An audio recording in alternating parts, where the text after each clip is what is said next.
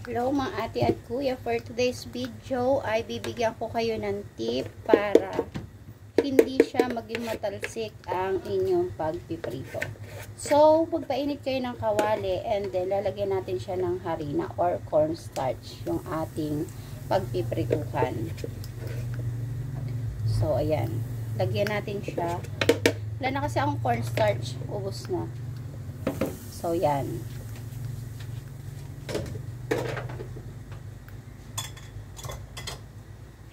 Itatry natin tong galunggong na ipiprito natin kung magiging matalsik ba yung pagpiprito ko ngayon. So, yun. So, iba naman ang ginagawa ay ilalagyan ng harina itong mismong isda. So, ayan, nakita nyo hindi siya masyadong matalsik, diba? So, ibig sabihin, effective naman yung paglalagay ng harina sa pagpiprito. So, ganyan lang ang ating gagawin kapag natatakot tayo na magprito ng mga isda, lalo na ang bangus. Kapag tayo ay nagpiprito ng bangus.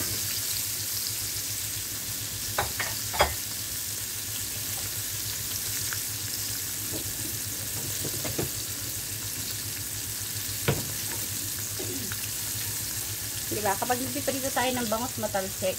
So, ayan o. Diba? Hindi siya matalsik, guys. So, tunay nga. Ganun lang. Kailangan natin subukan yung mga bagay na ating nakikita, ating nararanasan para malaman natin na totoo. Diba? So, as you can see, na hindi siya tumatalsik kapag tayo ay naglagay ng cornstarch o harina sa ating mantika. So, may nagtatao po. Wait lang.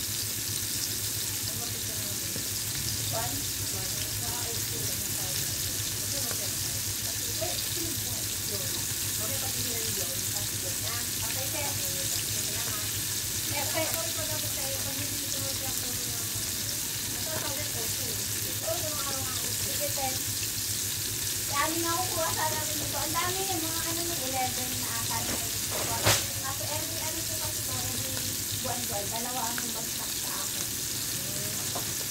Kasi kung pinura na yun, ito naman po wala na po ito. Ang po nito sa mga white one. Pero sa akin pag 600, pagka 1,000.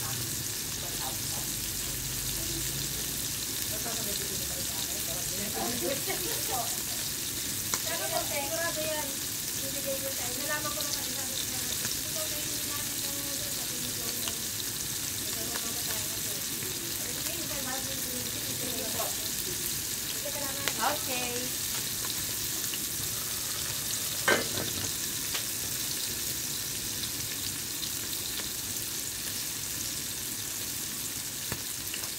Bakit? Ako na ka, oo.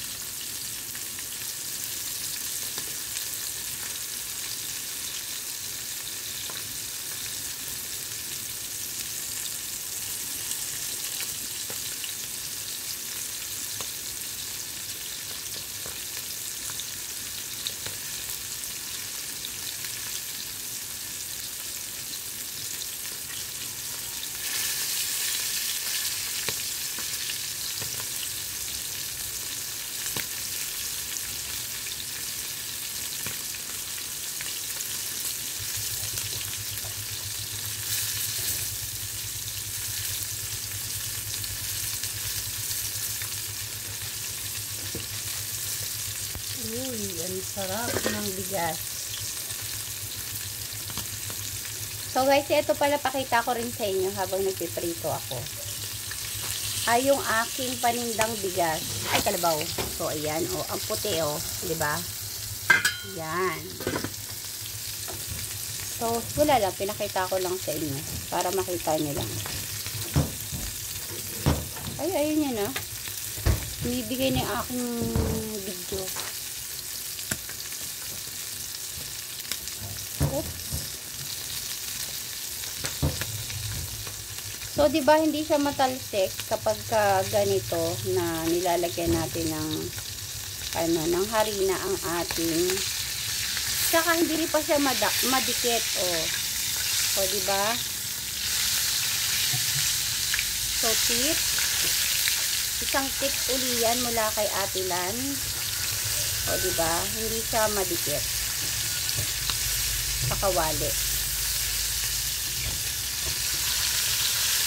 Nabili ko nga pala tong galunggong na to ng 60 pesos kalahati.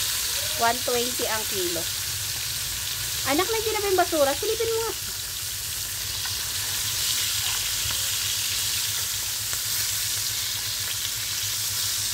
Ay, kalabaw. So, diba, hindi nakakatakot magprito kapag ganito ang gagawin niyo. So, alam niyo na. So, yun lang for today's video. Ay,